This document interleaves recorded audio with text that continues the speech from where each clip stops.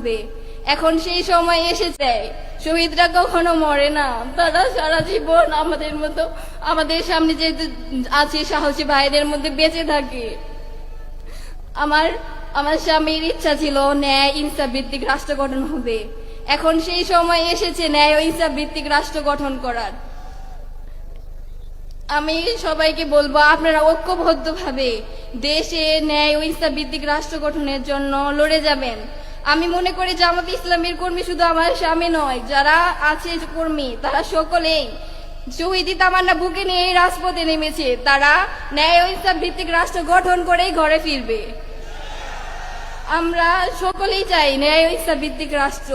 যারা আমাদের এই ন্যায় ও ইনসাফ ভিত্তিক রাষ্ট্র গঠনের পথে বাধা দিবে তাদেরকে কঠোর হস্তে আপনারা প্রতিহত করবেন ইনশাআল্লাহ।